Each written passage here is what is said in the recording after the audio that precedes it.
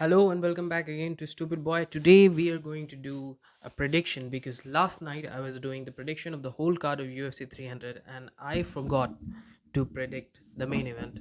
Actually, I just tried to edit my perspective on the fight because I really didn't like what I said in the prediction of the main event, and now I think I am, because my prediction is not only about who is going to win and who is going to lose. My prediction is about how exactly the fight will happen, because all of my past videos, whatever I predicted, it just happened.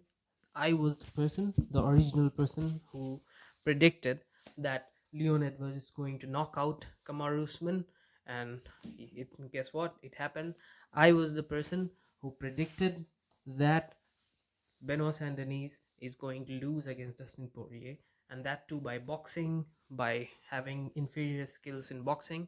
Dustin Poirier is going to knock out, because in that video I had 50 comments where people were telling me, like, I have very less number of people who watch me, so 50 comments is like a compliment, but 50 comments of people telling me that my prediction is wrong. Benoit Saint Denis is some crazy French person who's going to knock out Dustin Poirier.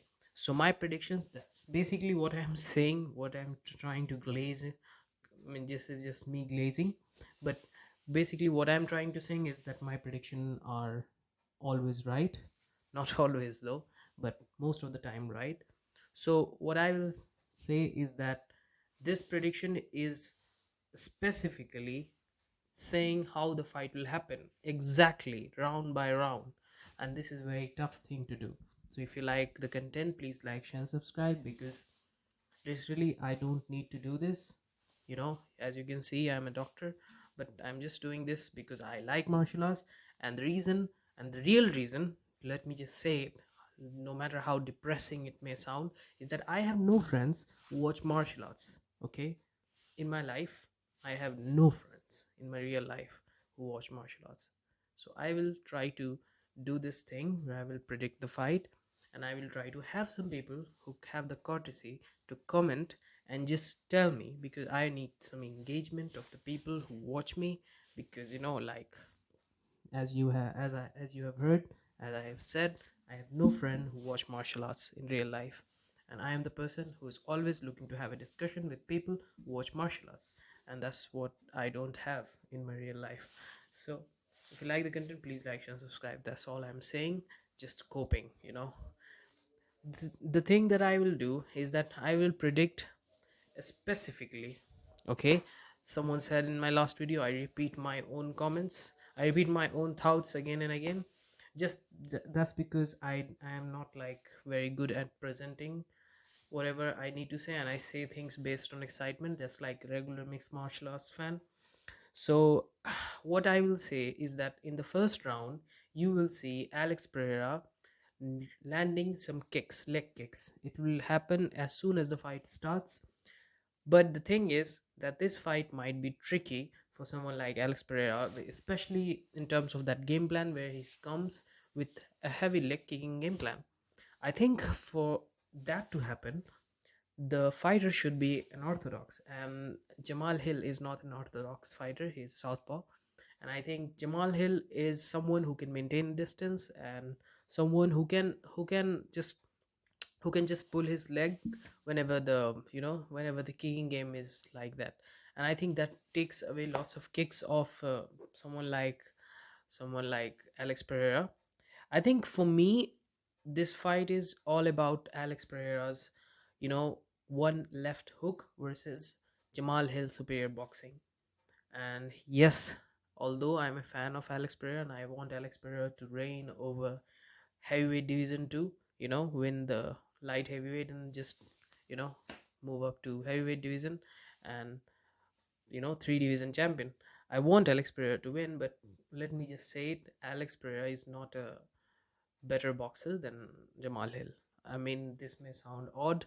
This may sound like I am just saying too much about Jamal Hill's boxing, but I think Jamal Hill's boxing is superior, except the left hook of Alex Pereira, because that is an equalizer. No one in like UFC has such a freakish. I mean, no one in the world, I think, like, in kickboxing or in boxing, I don't think there's no one who has that type of technique with that hook that he lands, the left hook. I think for that to happen, it should be like he can catch Jamal Hill in one of the blitzes, and no matter if you are a true light heavyweight fighter, no matter if you are a heavyweight fighter, I think anyone goes down if he connects properly. If he just connects clean on the chain of Jamal Hill, it's over. But it's really problematic because I have seen Jamal Hill knock out other fighters too. And I'm not talking about the Johnny Walker knockout, that crazy Looney Tunes type of knockout. I am talking about someone like Jimmy Crute, although Jimmy Crute is not like a real boxer. But for me, I think I haven't watched much of Jamal Hill, to be honest. I watch Jimmy Crute, Jamal Hill versus Jimmy Crute. I watch Jamal Hill versus Paul Craig, the match he lost. I watched Jamal Hill versus Glover Teixeira. These are the fights that I watched. Of course, Jamal Hill versus, Johnny Walker. But I think for me, a specific predictions of the fight is based on how this fighter will perform in front of someone that has a specific style. It's not like you cannot predict everything. I see all these YouTubers who will predict each and every fight, just like saying this fight will happen in this type of condition, and this fighter is good in this. I think fights are based on what is the opponent, like who is the opponent. Sorry, English is my third language, so I'm not good at it. Sorry if I say something wrong grammatically. So what this is the thing that happens, and most of the people predict like that. They just watch past fights and they just see some mannerisms, and then they just say whatever they see. I think for me, it's not a correct way to do things. For me, it is all about I have seen Jamal Hill land good leg kicks, but I don't think he's going to win the leg kick battle against someone against someone like Alex Pereira. So I don't think, of course, like the stances are opposite. Alex Pereira, of course, an orthodox fighter, and Jamal Hill being a southpaw. I think this is a very, very good matchup.